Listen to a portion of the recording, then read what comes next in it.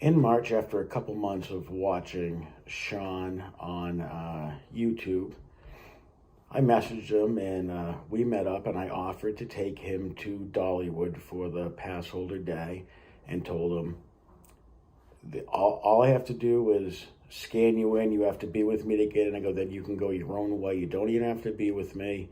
You just have to be with me to get in. So other than that, you can go off and do whatever you need to do and just let me know and I'll give you a ride back home or whatever. And that was the whole deal we had for that week. And he took it upon himself to ask me to, have you seen this? Have you seen that?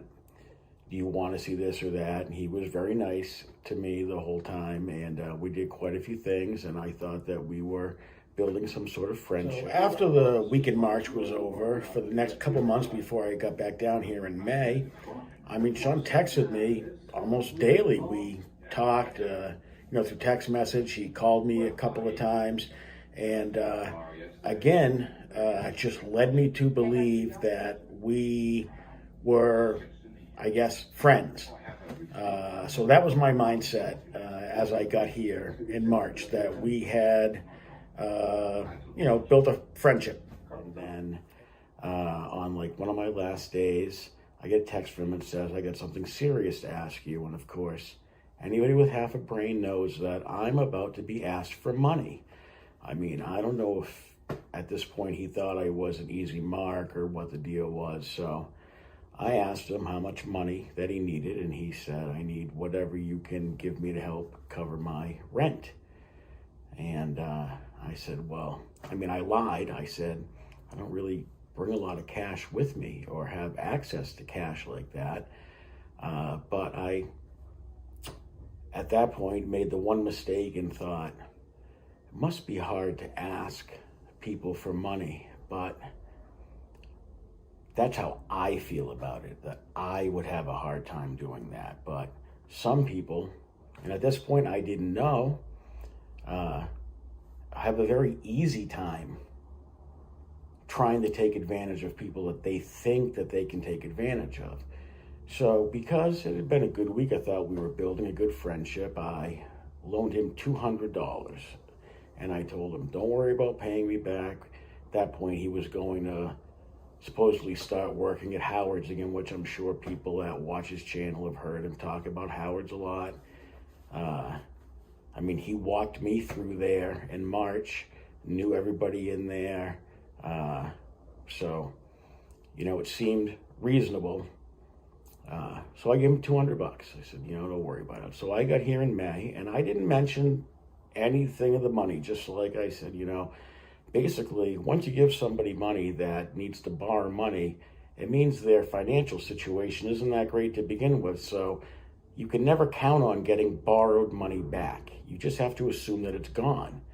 And that's what I did, and I still treated him the same way I would a friend. When I came back here the last couple weeks, I told him, I'm here if you want to get together or whatever. And on Wednesday, on the 3rd, he ran into me because I sent him a picture of me being at the donut fryer. So he ran into me, and that's when you saw me on the live on the 3rd, on Wednesday. And that was going to be it, except for the next day, I thought I saw the carpetbagger in Gatlinburg, and it ended up being a guy that had the sideburns and the hat and the whole deal, but it wasn't him. So saw Sean for maybe 10 or 15 minutes, maybe a half hour or so on Thursday. And then I had also texted Eric from the Smoky Mountain family, and same thing, told him I'm around. And if you want to meet up and say hi, just let me know. And I texted him that, on Tuesday when I got here, and I hadn't heard from him. So on Thursday when I saw Sean, I mentioned that Eric probably isn't the type of guy that likes to meet up, or, maybe he's not that outgoing or whatever, because I haven't heard back from him. Well, obviously Sean must have said something to him, because the next day I get a message from Eric, which you'll see. I don't know. It's up here, turn left. Wait a minute, I gotta put something on. You're free, let me know. And if I don't hear from you, it's no big deal. Never met this guy before, but I'm around, it'd be something to do, say hi. So this brings us to where the trouble's going to start. And over the weekend, after, the weekend went by, we get to Tuesday, and I still haven't heard from Sean at all. There's been nothing whatsoever. And he gets on a live on Tuesday night, and towards the end of the live, at actually 1 hour, 13 minutes, and 20 seconds or so into it, Eric asks him a question: when is the next time you're going to get together with the Frog King? And his response, which I'm going to put the video up. When are the Frog King? When are you free, Eric? That's the question. Something like, Eric, the question is, when are you free? And there's like a little smile to it. Well, both of these bozos had been there's been no contact at all for days and days and days. Plus, I gave this jackass $200. And, if you saw him have his massive feminine orgasm when he saw Dolly at the parade in March, that's because of me too, okay? I brought him there. So I still haven't heard from this guy. And then they decide that instead of just saying something reasonable like, hey, Tom, we just don't like you, we don't want to see you anymore, anything, I'm busy, I hear nothing from Sean at all. And Eric doesn't really matter because I don't know him, right? But Sean, nothing at all. Then on Tuesday night, he starts to mock me with the video that I showed you, okay? So, at that point, that flipped my switch, and it was over. It was done. So I don't say anything. I continued actually chatting in that chat after they mocked me.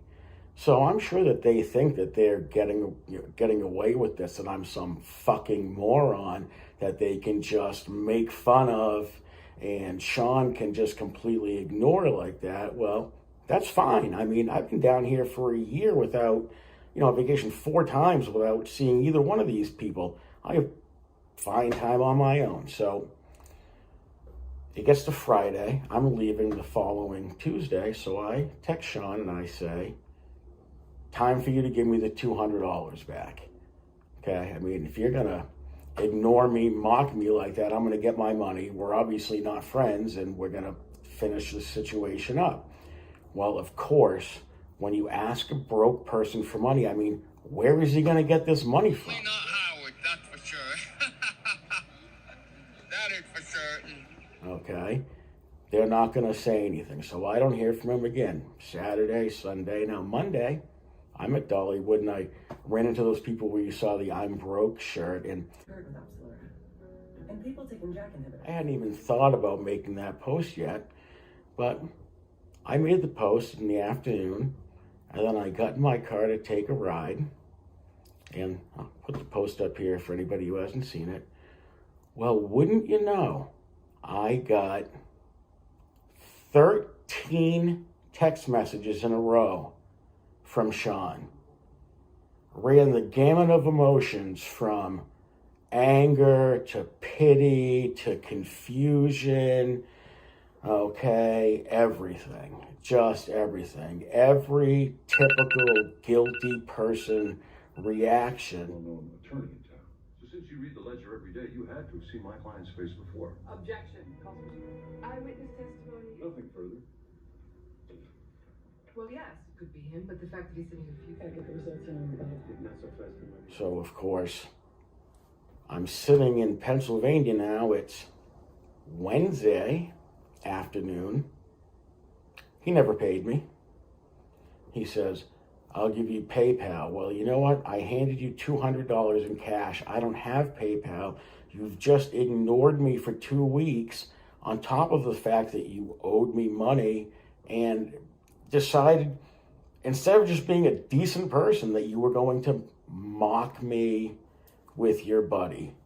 Well, That just doesn't happen. So this is what happened. 1, 2, 3. Hussy! Oh!